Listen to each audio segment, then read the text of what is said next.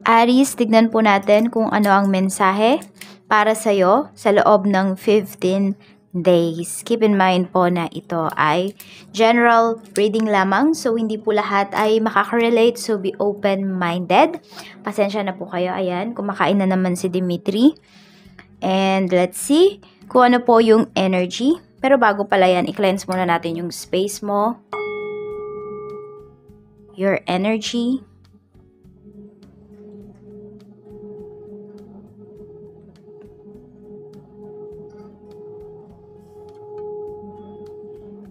Tinatanggal natin yung mga blockages sa life mo. Ngayon, tignan natin ano po yung energy. Spirit guide, what is the energy sa loob ng 15 days para kay Aries? So, we have the Hanged Man. So, madami kang pagninilay-nilay na gagawin dito. Nag-iisip, tinitingnan mo or tinitimbang mo ano ba yung mga kaya mong i-sacrifice, ano ba yung mga hindi mo kayang bitawan pagdating sa life mo. Ayan, we have the Hanged Man. Napapaisip kayo dito or pwedeng natatanong nyo yung sarili ninyo, are you happy kung nasaan kayo ngayon? Masaya ba kayo? Kontento ba kayo? Ano pa ba yung mga pwede ninyong gawin? So, mukhang mga long-term plans po itong mga iniisip ninyo or mga iisipin ninyo sa loob ng 15 days. So, tingnan natin kung ano naman yung mga blockages sa life mo. Ano po ang mga blockages, spirit guide, sa life ni Aries? Ano po ang mga blockages ngayong 15 days na ito? Ano po ang malalakas na energy? We have rejection. Ayan. So, yung iba sa inyo, kaya pala hindi kayo kumikilos dito agad-agad kasi natatakot po kayo na ma-reject. So, nandiyan yung fear of rejection. So, isa yan sa mga blockages kasi hindi ka pa man gumagawa ng move, hindi ka pa uma-action. Ito na kagad yung naiisip mo, ay baka tanggihan nila ako. Pwedeng if meron kang tulong na, you know, kailangan mong ng tulong, pero hindi ka nang hihingi ng tulong kasi iniisip mo na, ay siguro tatanggihan nila ako. We have faith. Ayun po. So, maniwala ka. Yun yung sinasabi. Pataasin mo yung faith mo, yung paniniwala mo, and yung trust mo. Yun po. Kasi, may mga bagay talaga sa life mo nitong 15 days na ito na hindi mo siya magagawa kasi pinanghihinaan ka talaga ng loob. We have beauty. So, instead na yung mga negativities yung tignan mo, kung ano daw yung kagandahan. Diba? Kung ano ba yung mabe-benefit mo towards dun sa gagawin mo, yun yung tignan mo. Kasi ikaw mismo dito, Aries, ikaw yung nagiging negatibo pagdating dito sa mga bagay-bagay sa life mo. So, tignan natin. Okay? Spirit guide, ano pa po? Ano naman yung strength mo? Spirit guide, ano naman po yung strength ni Aries? We have the Hermit. Ayan. So, kayang-kaya mo talagang mag-focus. 'Di ba? Ito ngayon, oh. Kayang-kaya mo mag-focus. Kayang-kaya mo nga kahit wala kang, alam mo yung kahit mag-isa ka lang, Aries. Kayang-kaya mong kumilos. So, hindi po kayo dependent. You are very independent. Yan yung kagandahan sa inyo. Okay? Pwede rin na sinasabi dito na self-reliant kayo. Kayang-kaya nyong buhayin yung inyong sarili. And also, dahil ito ay isa sa mga strength mo, so, mag-focus ka sa positivity. Kasi, lahat po ng pinag-focusan ninyo, Aries, is na ma-manifest ninyo. Agad-agad. Kaya, iwasan yung mag-isip ng mga negativities. We have 8 of Swords. Ayan. So, strength mo din dito, ngayong 15 days is, yes, magiging ano ka talaga dito, marunong kang manimbang ngayong 15 days na ito. Pwedeng sabihin natin, wala masyadong progress pagdating sa life mo, pero hindi ka nawawala ng pag-asa. Okay? Nandoon pa rin yung naniniwala ka na may magandang mangyayari dito sa mga hinihintay mo, sa mga bagay na sabihin natin, pinoprocrastinate mo. Hindi ikaw yung basta-basta na lang kasi sumusuko. Yun yung nakikita ko sa'yo dito. Ginagawan mo talaga siya ng paraan. So, ano ka dito? Flexible ka. Ayan. You're very flexible. Basta yun yung nakikita ko sa'yo, hindi ka mabilis sumuko sa isang bagay, Aries.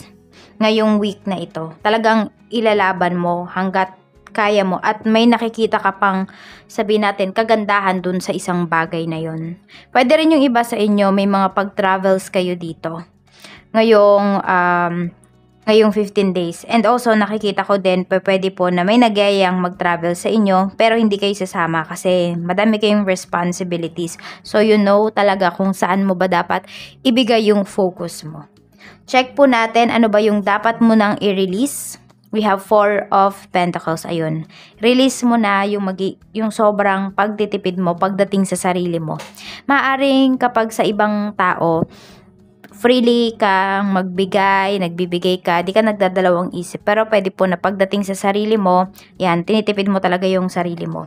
So, bago mo tipirin siguro yung sarili mo, ayan, rewardan mo muna yung sarili mo dito. Or bago ka maging galante sa ibang tao, sarili mo muna yung unahin mo. So, we have 4 of Pentacles. Ayan. And also, meron din akong nakikita dito na mga, sabi natin, parang kalat na lang siya. Actually, hindi siya kalat, no? Kasi hindi siya kalat para sa'yo. Kasi you hold on to these things. Yan yung pinapakita sa akin dito. So, may mga gamit ba dyan sa bahay nyo? Binigay ba yan ng ex mo? Pwedeng hindi mo pa siya nire-release. Ayaw mo siyang i-release. Ayaw mo siyang itapon. O kaya naman ayaw mo siyang ipamigay. Pero kasi, nagbibigay na lang to sa'yo ng ng negativity, ng negative energy. And also, pwedeng hindi mo naman na talaga nagagamit. So, natatambak lang siya dyan sa bahay. So, tingnan natin. Or could be, nakita ko din sa bags nyo naman. So, maglinis kayo ng bags ninyo. Pwedeng madami ng mga resibo. Hindi ko alam kung dyan ba kayo naglalagay ng resibo. Madaming plastic akong nakikita dito. Yan. So, tignan natin. And also, tissue. Tissue, yon. Tignan natin. Okay, ano ba yung mga dapat mong pag-isipan? We have 9 of Pentacles. So, pagdating din ito sa pera mo. Yan po. Pwede rin ito, meron kayong mapagkukuhanan talaga ng pera, Aries. Pwede lang na hindi ninyo pinupursu yung bagay na yon. Hindi ko alam kung sa isang tao ba ito or sa isang agency. Pwedeng may makukuha po kayong pera dito. Could be benefits din for some of you. Pero pwedeng hindi nyo pa siya nilalakad. Ito yung pinag-iisipan ninyo. Kasi tinitignan nyo din kung kailangan nyo na ba talaga yung pera or kaya mo pa naman na sabihin natin, palakihin pa yung pera na yon. Ayan. Kasi pwedeng tumutubo siya. Yun yung nakikita ko dito, yung pera mo. 'Di ba? Parang yearly, nag-gain ka ng kahit maliit lang na halaga. Pero yun nga, may tubo yung pera mo dito. So, tinitingnan mo, tinitimbang mo kung dapat mo na ba siyang kuhanin or kaya mo pa talaga na mag-work, kaya mo pang magtiis. Ayan po. So, yan yung dapat ninyong pagnilay-nilayan. And hindi rin kapag meron kayong pera ngayong 15 days na ito, ay todo gastos talaga kayo. Or todo bigay kayo sa mga taong lumalapit po sa inyo. Tingnan natin pagdating naman sa iyong trabaho. Para po sa mga naghahanap ng trabaho, kamusta? We have Page of Cups. Meron kayong good news na marireceive. So, pwedeng ito ay pagdating sa mga emails po ninyo. Pwede rin na may isang kaibigan na magme-message sa'yo. Yan, para sa mga naghahanap ng work. Good news po ito. So, pwede kayong matanggap. Tignan mo, may ino-offer sa'yo dito. Kaya lang kasi, tignan mo, isang fish lang yung nandito. So, pwedeng namimili yung iba sa inyo. Hindi ko alam kung mapili ba kayo pagdating sa trabaho. Kaya nahihirapan yung iba sa inyo. Pero, ayan po, we have Page of Cups. So, may good news naman dito. Nasa sa inyo na lang talaga kung tatanggapin nyo ba yan. Baka hindi kayo satisfied dun sa sasweldohin. Kaya, pwedeng yung iba, tanggihan ninyo. Para naman po sa mga may current work, we have 6 of Cups. Ayan. So, may mga parang memories dito. Parang memory lane na ngayong week na ito, ngayong 15 days na ito pagdating sa trabaho. Ayan, ang daming memories. Pwedeng may mga, ka dito, may mga katrabaho ka na umalis na sila. Pwedeng dadalaw ngayong week na ito dyan sa office or dyan sa trabaho po ninyo. Tignan natin. Pagdating naman po, Spirit Guide, sa wala akong masyadong bigat na nakikita dito, no, pagdating sa trabaho ninyo ngayong week or ngayong 15 days. So, pwedeng medyo magaan lang yung mga works ninyo ngayon.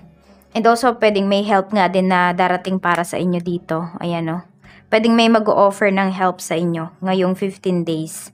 Sa mga gusto naman pong mag-resign, we have King of Cups. Okay, yung iba sa inyo, struggling, stress. Pero kasi sinasabi ni Universe, huwag kayong magpadala sa emosyon ninyo. Okay? Huwag po kayo magpadala sa emosyon ninyo. Yung iba sa inyo dito, emotional lang kayo, kaya naiisip ninyo na mag-resign na. Tignan nyo pong mabuti, kasi pwedeng mahihirapan kayo dito. Hindi kasi kayo agad-agad makakagalaw. Sabihin natin, nag-resign kayo dito sa work ninyo, pwedeng yung iba sa inyo, wala pa kayo talagang specific na plano. So, mahirap po yan. So, planuhin nyo muna bago kayo mag-resign. Wala namang sinasabi dito sa Universe na, hindi, magstay ka lang dito sa trabaho mo. Wala namang ganun. Sinasabi lang niya na, tignan mong mabuti yung gagawin mo, yung epekto nung gagawin mo pag nag-resign ka. So, tignan natin. So, nasa sayo pa rin yung decision dito. Yung iba kasi sa inyo ngayon is pwedeng emotional kayo. Tignan natin, pagdating naman sa mga gustong mag-start ng business ngayong 15 days, we have 8 of Cups. Sinasabi lang sa inyo dito ni Universe, mas maganda kung lumayo talaga kayo pag kayo ay magbe-business. We have 8 of Cups. Sundin mo na daw po yung heart's desire mo. Kung feeling mo ngayong 15 days na ito is perfect na magsimula ka ng business, magsimula ka na daw. I-pursue mo na. Ayan, sinasabi ni Universe, go for it na, Aries. Para naman po sa mga may current business, we have 9 of Swords. So, may takot kayo na nararamdaman at the same time yung iba po sa inyo. Pwedeng ito ay halo-halo yung nararamdaman ko dito. Pwedeng na-excite kayo, na natatakot kayo kasi pwedeng madaming orders, madami kayong production, pero natatakot kayo baka hindi ninyo ma-meet yung needs. Okay, so yun. More on rush yung iba sa inyo dito. Kaya natatakot kayo. Yan lang naman yun. Yan yung pinapakita na energy ngayong 15 days. Ayan. So, lagi kayong puyat. So, inom kayo ng vitamins. Tignan natin pagdating naman sa mga at eto na yung mga may current business, no? Para naman po sa mga nalulugi na yung negosyo. Dapat mo pa ba yung ilaban? 9 of Wands, ilaban mo pa. Yan yung sinasabi sa ni Universe. We have 9 of Wands. Huwag ka daw basta-basta sumuko dito. Be creative yon. Kasi pwedeng iba sa inyo, nagkukulang kayo dyan sa creativity. The way you market your business, doon po kayo nagkukulang. So, ayun. Try nyong tignan kung may magagawa pa ba kayo. Kasi sinasabi ni Universe, may magagawa pa kayo dito. Tignan mo, tumapat tayo dito sa rejection. So, baka meron ditong sabihin natin makakatulong sa inyo pero nahihirapan kayong ibaba yung pride ninyo, nahihirapan kayong lumapit sa tao na yun kasi iniisip nyo kaagad i-reject niya yung proposal ninyo, yung business proposal ninyo. So try mo yun kasi pwedeng yun po yung makapagsalba dito sa iyong negosyo, Aries. Tingnan natin pagdating naman sa family, relatives, kamusta naman sila? We have 5 of Cups. So may nalulungkot dito, may nagre-regret. Okay, yan. Pwedeng may nasabi ba sa'yo, Aries? So, yung taong yun ay nakukonsensya. Ayan. Could be relatives mo yan. Meron silang hindi magandang nasabi or nakomento about sa'yo. So, yun. Pwedeng hindi mo kasi mapipigil yung emotions mo. Baka makasagot ka sa kanila. So, medyo naman, pagsisisihan naman ng tao na yun yung pagsisisihan niya naman yung sinabi niya sa'yo. Tingnan natin pagdating sa mga kaibigan mo. We have Temperance. So, mukhang matagal-tagal pa ulit bago kayo magkita ng mga kaibigan mo. Yung iba naman sa inyo, nakakapag-usap naman po kayo. Pero, pwedeng itong regarding sa pagkikita, sa pag-travel, yun yung hindi matuloy-tuloy. Siguro lahat kayo ay busy na sa kanya-kanyang buhay. So, you should understand that kasi iba-iba naman tayo ng pinagdadaanan sa life. So, at lahat tayo may pinagdadaanan sa buhay. Ayan. So, para naman po sa love life, para sa mga single natin dyan, we have the Emperor. So, mukhang may tao dito na magpo-pursue sa'yo.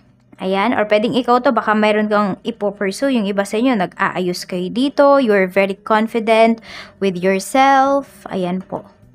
Merong nagkakagusto sa inyo dito. Tinitingnan kayo. Kinikilatis.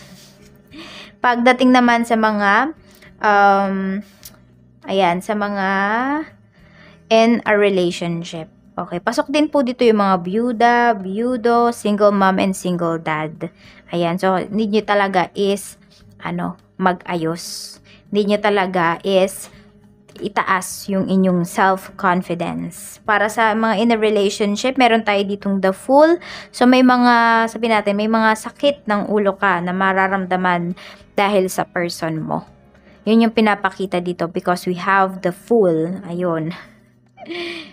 Medyo, sabi natin, maiinis ka sa person mo. Meron siya mga decision makings na hindi mo magugustuhan.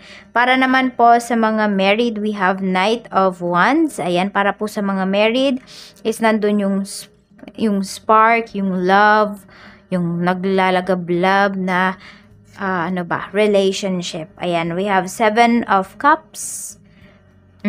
Mukhang meron kayo ditong pagkakasunduan talaga ng iyong asawa. So, we have kasi 7 of Cups. Ito po ay about sa mga decision, sa mga fantasies, sa mga desire ng puso po ninyo. Ayan, mukhang may gift ka na marireceive coming from your asawa, wife, or hubby mo. Tignan natin ano ba yung blessing for this week para sa'yo. Spirit guide blessing po natin kay Aries. We have a blessing to find your way. Ayan po, makakahanap kayo ng paraan dito. Kung saan, sabi natin kung saan yung inyong problema, makikita nyo yung solusyon. So, mahahanapan at magagawa nyo yan ng solusyon. Number 24, 13, 22, and 17. Yan po yung lucky number mo. Aries, maraming salamat and mag-iingat ka sa loob ng 15 days. More blessings to come.